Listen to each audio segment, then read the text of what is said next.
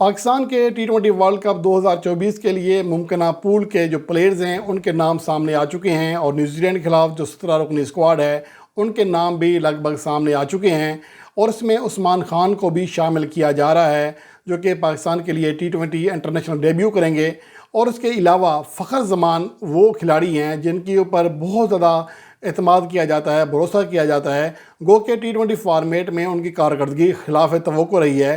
One day format میں تو وہ بڑی اننگز کھیل جاتے ہیں، لیکن T20 فارمیٹ میں وہ ابھی تک ناکام ہیں۔ اس کا بھی ہم جائزہ لیں گے، لیکن اب سوال یہ پیدا ہوتا ہے کہ آخری سیریز میں کسی حد تک بہتر کھیلے تھے فخر زمان چوتھے نمبر پر، اور دورہ نیوزی لینڈ میں خاص طور پر جو آخری اننگز تھی اس میں وہ 16 گیندوں پر 1 چوکے اور 4 چھکوں سمیت 33 رنز بنانے میں کامیاب رہے تھے۔ 206 کا ان کا اسٹرائک ریٹ تھا۔ اس کے علاوہ اسی سیریز کے دوسرے میچ میں وہ 3 چوکوں اور 5 چھکوں سمیت 200 کے اسٹرائک ریٹ سے 25 گیندوں پر 50 مکمل کرنے میں بھی کامیاب رہے تھے۔ تو وہ خود کو کسی حد تک چوتھے نمبر کے بیٹسمین کے طور پر ایڈجسٹ کر رہے ہیں، اور اسی وجہ سے تھوڑا سا عثمان خان کے لیے جگہ بنانا مشکل بھی ہو سکتا ہے۔ اس کا ہم جائزہ لیتے ہیں، لیکن اگر اوورآل دیکھا جائے 2022 سے لے کر اب تک فخر زمان کی کارکردگی T20 فارمیٹ میں قابل قدر نہیں رہی ہے۔ ایون کہ شان مسعود نے اور محمد نواز نے بھی ان سے بہتر یا زیادہ رنز کیے ہوئے ہیں۔ اس عرصے میں فخر زمان نے 17 میچز کی 16 اننگز کے لیے 306 رنز کیے ہیں، 19 رنز فی اننگز کی معمولی ایوریج ہے، اور 125.92 لگ بھگ 126 کا اسٹرائک ریٹ ہے۔ اور ہم ویسے بہت تنقید کرتے ہیں کہ بابر اعظم اور رضوان 130 کے اسٹرائک ریٹ سے کھیلتے ہیں، لیکن یہاں پر فخر زمان کا اسٹرائک ریٹ بھی 126 سے نیچے ہے۔ اور اس کے علاوہ اگر دیکھا جائے کہ ایز اے اوپنر کارکردگی دیکھی جائے، کیونکہ بہت لوگ ابھی بھی کہتے ہیں کہ فخر زمان کو اوپننگ کرنا چاہیے، لیکن میرا پوائنٹ آف ویو اس حوالے سے بالکل مختلف ہے کہ ون ڈے فارمیٹ میں وہ اس لیے کامیاب ہو جاتے ہیں، انہیں ٹائم مل جاتا ہے وکٹ پر سٹ ہونے کا، لیکن T20 فارمیٹ میں چونکہ ٹائم نہیں ہوتا اس لیے وہ خود کو سیٹ نہیں کر پاتے اور آؤٹ ہو جاتے ہیں۔ اور اس کی بڑی وجہ یہ ہے کہ 2019 سے اگر اب تک اسٹیٹس دیکھیں تو مجموعی طور پر 14 میچوں میں اوپننگ کی ہے اور صرف 132 رنز اسکور کیے ہیں فخر زمان نے، 10 کی ایوریج ہے اور 110 کا اسٹرائک ریٹ ہے، جو کہ کسی بھی طرح قابل قبول نہیں ہے۔ T20 فارمیٹ میں کوئی سنچری یا کوئی 50 نہیں بنا سکے 14 میچز میں ایز اے اوپنر۔ تیسرے نمبر پر وہ 26 اننگز کھیلے ہیں، 522 رنز کیے ہیں، 22 کی ایوریج ہے، 117 کا اسٹرائک ریٹ ہے، جو کہ زیادہ نہیں ہے۔ البتہ یہاں پر وہ 4 50 اسکور کرنے میں ضرور کامیاب رہے ہیں، لیکن 5 سالوں میں۔ اس کے علاوہ چوتھے نمبر پر ان کا جو اسٹرائک ریٹ ہے وہ خاصا بہتر ہے، لگ بھگ 174 کا اسٹرائک ریٹ ہے، جس کی بڑی وجہ حالیہ دورہ نیوزی لینڈ میں کھیلی جانے والی 2 ایسی اننگز ہیں جو کہ 200 پلس کے اسٹرائک ریٹ سے کھیلی گئی تھیں، لیکن ان کی جو مجموعی ایوریج ہے وہ 20 کے ارد گرد ہے۔ 8 اننگز میں صرف 167 رنز بنا چکے ہیں، یعنی 167، اور صرف 150 بنا چکے ہیں۔ اور اس کے علاوہ اگر 5ویں نمبر پر دیکھیں، 2 اننگز کے لیے صرف 32 رنز کیے ہیں، 114 ان کا اسٹرائک ریٹ رہا، 16 کی ایوریج رہی ہے۔ تو اوورآل ان کی پرفارمنس بہت اچھی نہیں ہے۔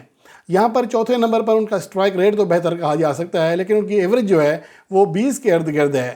اور اگر ہم عثمان خان سے موازنہ کریں 2023 سے لے کر اب تک، تو یہاں پر عثمان خان واضح طور پر ان سے آگے ہیں، جو کہ 14 کم اننگز کھیلے ہیں، اور جو بیسٹ اسکور ہے وہ 120 ہے عثمان خان کا، فخر زمان کا 115 ہے۔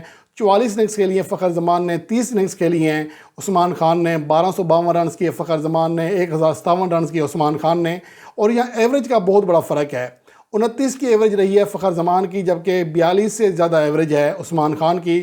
اسٹرائک ریٹ میں بھی بڑا فرق ہے، 137.58 کا مجموعی اسٹرائک ریٹ ہے، چاہے T20 انٹرنیشنل میچز ہوں، چاہے لیگ کے میچز ہوں، چاہے نیشنل T20 کپ کے میچز ہوں۔ تو یہاں پر اسٹرائک ریٹ کے اعتبار سے واضح طور پر عثمان خان آگے ہیں، 150.35 ان کا اسٹرائک ریٹ ہے۔ اور اس کے علاوہ اگر دیکھا جائے تو فخر زمان نے اس عرصے میں 14 زائد اننگز کھیلنے کے باوجود صرف 1 سنچری اور 7 50 کی ہیں۔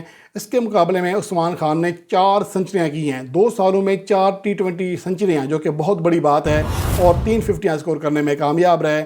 چوکوں اور چھکوں کی بات کریں تو واضح طور پر عثمان خان آگے ہیں، حالانکہ 14 اننگز کم کھیلے ہیں، 123 چوکے لگائے ہیں، فخر زمان نے 98 چوکے لگائے۔ اس کے مقابلے میں 64 چھکے لگائے فخر زمان نے، اور 35 چھکے لگائے ہیں عثمان خان نے۔ اور اس کے علاوہ موجودہ پوزیشن دیکھیں، یعنی کہ 2024 میں، تو یہاں پر 2 زیادہ اننگز کے لیے عثمان خان نے، جس کی وجہ یہ تھی کہ لاہور قلندر پہلے راؤنڈ سے باہر ہو گئی تھی اور ملتان سلطانز میں فائنل کھیلا تھا، اور 283 رنز کیے ہیں۔ مجموعی طور پر فخر زمان نے 594 رنز کیے ہیں، عثمان خان نے کوئی جوڑ ہی نہیں بنتا۔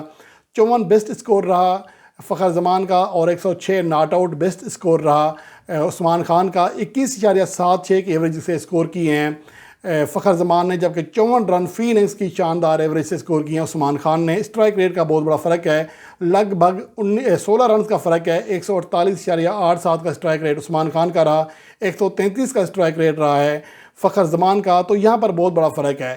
صرف 2 ففٹیاں بنی ہیں فخر زمان کی جانب سے، جبکہ عثمان خان نے 2 ففٹیوں کے علاوہ 2 سنچریاں بھی بنائی ہیں 2024 میں۔ 14 چھکے لگائے ہیں عثمان خان نے، 15 چھکے لگائے ہیں فخر زمان نے۔ البتہ چوکوں میں واضح طور پر عثمان خان آگے ہیں، جو کہ 71 بار گیند کو باؤنڈری لائن کی سیر کرانے میں کامیاب رہے، جبکہ فخر زمان صرف 20 بار ایسا کر سکے۔ تو یہ اعداد و شمار واضح طور پر اس بات کی نشاندہی کر رہے ہیں کہ عثمان خان زیادہ بیسٹ چوائس ہیں چوتھے یا تیسرے نمبر پر کھیلنے کے لیے۔ اور اس کے علاوہ اہم بات یہ بھی ہے کہ فخر زمان موجودہ وقت میں فٹ نہیں ہیں، ہو سکتا ہے کہ نیوزی لینڈ کے خلاف اسکواڈ میں بھی انہیں منتخب نہ کیا جائے اور عثمان خان کو پوری سیریز کھیلنے کا بآسانی موقع مل سکتا ہے۔